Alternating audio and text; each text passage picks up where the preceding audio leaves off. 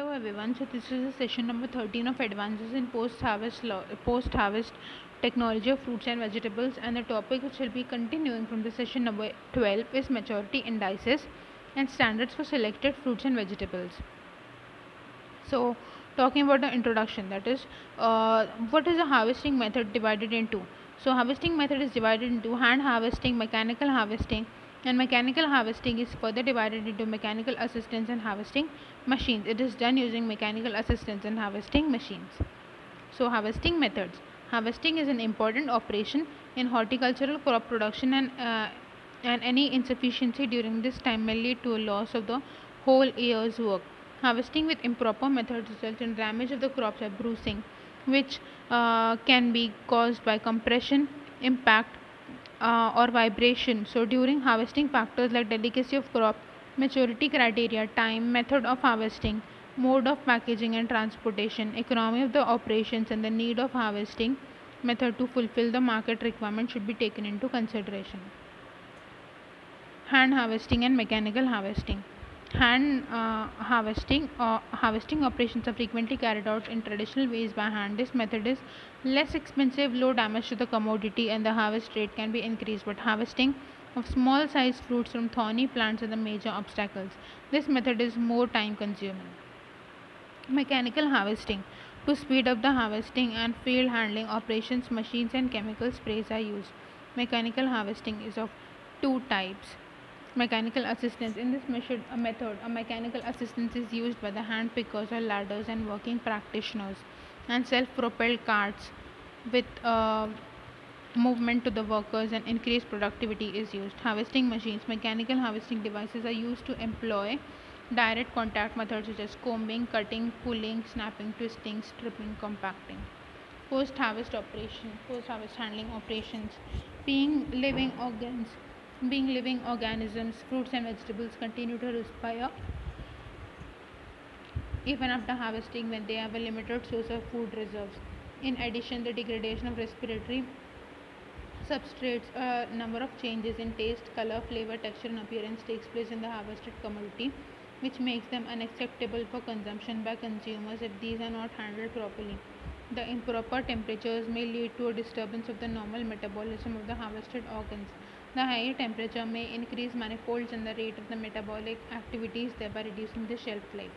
It is well established that the quality of the harvested commodities can be improved further, but it can be retained until consumption if the rate of metabolic activities are reduced by adopting the appropriate post-harvest treatments. Pre-cooling is important for most of the fruits and vegetables because they may deteriorate in as much as 1 hour. In addition to removal of the field heat from commodities, pre-cooling also reduces bruise damage from vibration during transit. Cooling requirements from a crop varies with the air temperature during harvesting, stage of maturity, and nature of crop. The rate of pre-cooling depends on the following: the difference in temperature between the crop and cooling medium, accessibility of the cooling medium to the crop, nature of the cooling medium, velocity of the cooling medium, and rate of transfer from the crop to the cooling medium. There are many methods of pre-cooling, namely cold air, cold water, direct contact with ice, evaporation of water, combination of vacuum and hydrocooling. Some chemical can also be mixed with water used in hydrocooling to prolong the shelf life. Washing, cleaning and trimming. Before fresh fruits and vegetables are marketed, various amounts of cleaning is necessary. Sorting, grading and slicing. Sorting is done by hand to remove the fruit that are unsuitable for market or storage due to damage to the insect disease and mechanical injuries. Curing is effective operation that reduces the water loss during storage from hardy vegetables, namely onion, garlic, sweet potato and other tropical root vegetables. The curing method employed for root crops are entirely different than the bulbous crops. The curing of root and tuber crops develop periderms over cut, broken or skinned surfaces without restoration. Irradiation. Ionizing radiation can be applied for fresh fruits and vegetables to control the microorganisms and inhibit or prevent cell reproduction and some chemical changes.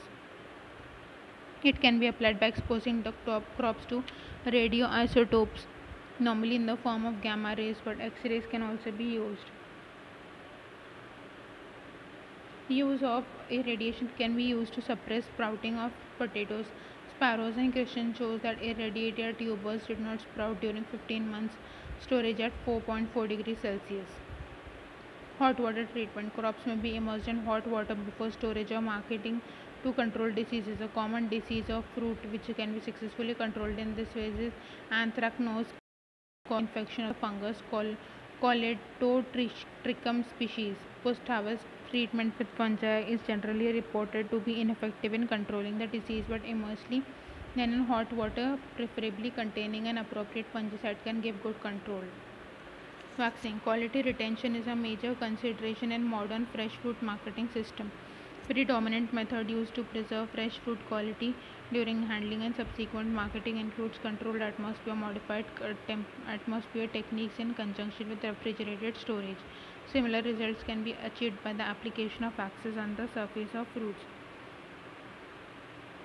That's all for this session.